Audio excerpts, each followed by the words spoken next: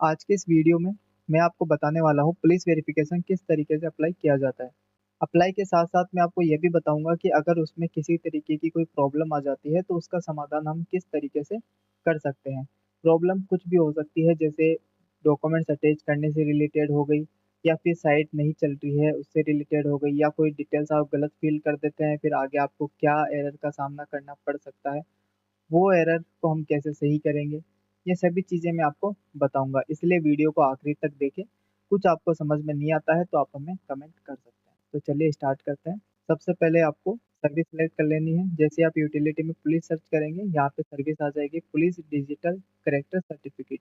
ये सेलेक्ट करने के बाद आपको ओके पे क्लिक करके थर्ड पार्टी पोर्टल पे पहुँचना है। यहाँ पर देखिए सबसे ऊपर जो डिटेल्स दी हुई है वो पर्सनल डिटेल्स है, जहाँ पे first name, middle name, last name, father's name, gender, caste, date of birth और मोबाइल नंबर और मेल आईडी सिलेक्ट करनी है। ये सारी चीज़ें बेसिक सी हैं, ये सारी चीज़ें एक बार भर लेनी है। बेसिक डिटेल डालने के बाद आपको प्रेजेंट एड्रेस की डिटेल्स डालनी है, जिसमें कंट्री, स्टेट, पुलिस थाने के लिए जो डिस्ट्रिक्ट लगता है वो यहाँ पे सिलेक्ट करना है। इसके बाद पुलिस स्टेशन कौन सा आता है वो यहाँ सिलेक्ट करना है। इसके बाद आपको घर का पूरा एड्रेस डालना है जहाँ भी आप रह रहे हैं। इसके बाद नीचे परमानेंट एड्रेस की डिटेल्स डालनी है। अगर आपका दोनों एड्रेस अलग-अलग हैं, तो पुलिस डिस्ट्रिक्ट के अंदर आपको डिस्ट्रिक्ट दूसरा सेलेक्ट करना पड़ेगा। फिर आपका जो पुलिस वेरिफिकेशन है वो 2 जगह से वेरीफाई होगा। अगर दोनों एड्रेस सेम है तो आपको यहाँ पे यस कर देना है और उसके बाद में एक ही थाने से ये वेरीफाई होके आएगा। अब यहाँ पे रीज़न पूछ रहा है कि आप क्यों बनवाना चाह रहे हैं। इसके अंदर आपका जो भी वैलिड रीज़न है वो लिख देना है कि गवर्नमेंट जॉब लग गई है या किसी प्राइवेट जॉब में चाहिए, इमित्रा लेना है, बैंक बीसी में चाहिए, वो आपको यहाँ पे रीज़न लिख के इसे नेक्स्ट करना है। उसके बाद यहाँ पे पूछ रहा है रेजिडेंस एड्रेस की डिटेल्स में पीरियड फ्रॉम, यहाँ पर आपको लिख देना है। अगर आप कुछ समय से यहाँ पे रह रहे हैं तो वो मंथ आपको यहाँ पे सिलेक्ट कर लेना है। अगर आप जन्म से यहाँ पे रह रहे हैं तो यहाँ पर बर्थ का जो मंथ है वो यहाँ सिलेक्ट कर लेना है। इसके बाद बर्थ की ईयर यहाँ पे सिलेक्ट कर लेनी है और इसे ऐड कर देना है। जैसे ही ऐड कर देंगे, ऐड करते ही ये डिटेल सबमिट हो गई। अगर आप ऐड पे क्लिक नहीं करते हैं तो डिटेल अधूरी रह जाएगी, आगे प्रोसेस नहीं होगी। इसके बाद फोटो आईडी टाइप में आधार ऑलरेडी सिलेक्ट है तो आपको यहाँ पे आधार नंबर लिखना है। इसके बाद आईडी टाइप सेकंड में भामाशाह कार्ड दिया हुआ है, ये आप सिलेक्ट कर भी सकते हो और इसे खाली भी छोड़ सकते हैं। इसके बाद रेजिडेंस आईडी के अंदर आप कोई भी इनमें से एक आईडी सिलेक्ट कर सकते हैं और उसके आईडी नंबर और उससे रिलेटेड डॉक्यूमेंट्स आपको लगाना पड़ेगा। मैंने यहाँ आधार कार्ड लिया है तो मैं अब इसकी आईडी नंबर डाल रहा हूँ और इसके बाद आगे जैसे नेक्स्ट पे क्लिक करेंगे। अब यहाँ पे डॉक्यूमेंट्स अटैच करने हैं। देखिए डॉक्यूमेंट्स में जो फॉर्मेट दिया हुआ है वो है जेपीजी फॉर्मेट और यहाँ पे इसकी जो साइज है वो 50 केबी के अंदर अंदर होनी चाहिए। अब मैं यहाँ पे फाइल चूज कर रहा हूँ, आधार कार्ड यहाँ पे लगाना है, आधार का फर्स्ट। अभी मेरे पास ये फाइल है, मैं इसको एक आधार के तौर पे अटैच कर रहा हूँ, लेकिन उससे पहले आप इसका फॉर्मेट देख लीजिए। आइटम टाइप के अंदर यहाँ पे जेपीजी लिखा आ रहा है और इसकी जो साइज है वो है 43.6 केबी, यानी साइज के अंदर तो ये ठीक है लेकिन इसका फॉर्मेट सही नहीं है। तो जब मैं इसे अटैच कर दूंगा तो मेरे सामने एरर आने लग जाएगा। देखिए एक बार मैं इसे अटैच कर रहा हूँ। एग्जाम्पल के तौर पे मैंने सारे डॉक्यूमेंट सेलेक्ट कर लिए हैं। आपको वैलिड डॉक्यूमेंट्स ही यहाँ पे अटैच करने हैं। मैं एक एग्जाम्पल के तौर पे यहाँ पे एक ही फाइल है वो अटैच करके आपको बता रहा हूँ। जैसे मैं सेव डिटेल्स करूंगा तो इस तरीके से एक एरर आ जाएगा। इसमें एरर आ रहा है कि मेरा जो फॉर्मेट है वो सही नहीं है, यानी जेपीजी फॉर्मेट में नहीं है। अब जेपीईजी और जेपीजी में कोई अंतर होता नहीं है वैसे, लेकिन यहाँ राजस्थान पुलिस की साइट पे इसमें काफी अंतर बताया गया है। तो अपने को यहाँ पे वही फॉर्मेट लेना है जो फॉर्मेट हमें यहाँ पे दिया हुआ है, इसी फॉर्मेट के अंदर हमें यहाँ पे अपलोड करना पड़ेगा। अब इसका फॉर्मेट चेंज करने की एक छोटी सी ट्रिक है। आपको क्या करना है, आपको उस फाइल को सिलेक्ट कर लेना है जिसे आप अपलोड करना चाहते हैं।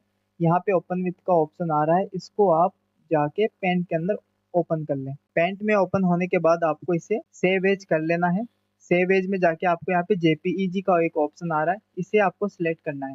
अब आप सोचेंगे कि हमें तो जेपीजी में अपलोड करना है तो हम जेपीईजी क्यों सिलेक्ट करें। इसका रीजन आपको आगे बताता हूँ। यहाँ पे क्लिक करने के बाद जब ये मांगेगा आपसे कि आप फाइल कहाँ सेव करना चाहते हैं, तो यहाँ पे देखिए सेव एज टाइप के अंदर जेपीईजी के साथ में यहाँ पे जेपीजी भी लिखा रहा है, यानी ये फाइल जेपीईजी तो है लेकिन इसके साथ ही ये जेपीजी के अंदर भी कन्वर्ट हो चुकी है। तो आप इसको डेस्कटॉप पे या जहाँ भी आप सेव करना चाहें इस फाइल को सेव कर लें। जैसे ये फाइल सेव हो गई है, सेव होते ही यहाँ देखिए इसकी जो साइज है वो बढ़ गई है। अब आपको ये भी ध्यान देना है, यहाँ पे साइज लिखी आ रही है, ये साइज इसकी बढ़ गई है। अब आपको इसे सही करना है, तो इस साइज को सही करने के लिए आपको यहाँ पे एक रीसाइज का ऑप्शन आता है, यहाँ पे पिक्सेल्स आपको दिखेंगे, इस पिक्सेल्स को आपको चेंज कर देना है। इसे मैं 400 कर देता हूँ और जैसे ही ओके करूँगा, ओके करके कंट्रोल एस दबाऊंगा या फिर फाइल में जाके सेव करूँगा, तो सेव करते ही इसकी जो साइज़ है मेरे को यहाँ पे दिखाई देगी। अब इसकी साइज़ 66 केबी से 47 केबी हो गई, यानी अब ये मैं फाइल अपलोड कर सकता हूँ। यहाँ जाकर मैं दोबारा से फाइल अटैच कर रहा हूँ, जो मैंने अभी इसे सेव एज किया है। यहाँ पे देखिए फाइल का नाम आ गया है, आपको दिख रहा होगा आइटम टाइप के अंदर जेपीजी फाइल है और इसकी साइज भी यहाँ पे दिखाई दे रही है। बेशक थोड़ा वीडियो बड़ा हो गया है, लेकिन आपको सब कुछ समझ में आ जाएगा इस एक वीडियो के माध्यम से। मेरा यहाँ पे एक ही फाइल सेलेक्ट करने का कंसर्न यही है कि आपको सही डॉक्यूमेंट सही फॉर्मेट में अपलोड करने हैं। आपने जो आईडी टाइप लिया है उस आईडी को आपको आगे पीछे से स्कैन करना है, सही फॉर्मेट में उसे डेस्कटॉप पे सेव करना है और उसे आपको अपलोड करना है। इसके बाद इसे सेव करना है। जैसे ही मैं सेव करूंगा, सेव करते ही प्रोसेस कंप्लीट हो जाएगी। यहाँ देखिए प्रोसेस कंप्लीट हो गई है। अब मेरे सामने ट्रांजेक्शन फेल्ड का मैसेज आ रहा है, क्योंकि मेरी आईडी के अंदर बैलेंस नहीं है। यहाँ दिखा रहा है कि मेरा जो करंट बैलेंस है वो 27 रुपये है। और आपको पता ही है कि पुलिस वेरिफिकेशन का जो टोकन है वो 260 रुपये का कट होता है, इसलिए मेरे सामने यहाँ पे ट्रांजेक्शन फेल्ड का एरर आ गया है। अब देखिए सेम ऐसा ही एरर एक कंडीशन में और आ सकता है। आपके आईडी में पेमेंट है, लेकिन फिर भी आप जब अप्लाई कर रहे हैं तो आपके सामने इस तरीके का कोई एरर आ गया है। इसका मतलब है कि आपने अप्लाई करने में ज़्यादा समय लगा दिया है, इसलिए आपका जो मित्र है वो लॉग आउट हो गया है और इसलिए आपके सामने ऐसा एरर आ रहा है।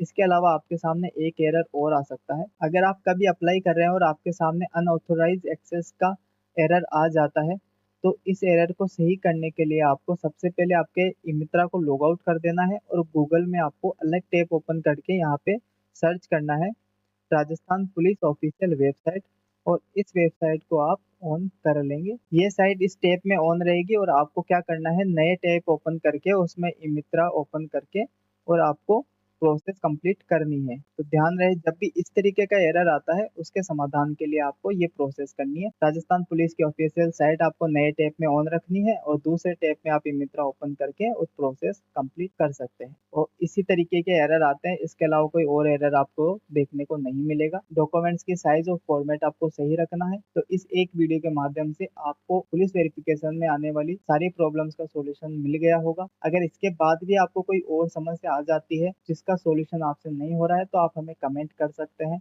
वीडियो आपको अच्छी लगी हो तो हमारे चैनल को सब्सक्राइब कर ले, ताकि इन तरह से जुड़ी हुई समस्याओं का समाधान आपको मिलता रहे। धन्यवाद।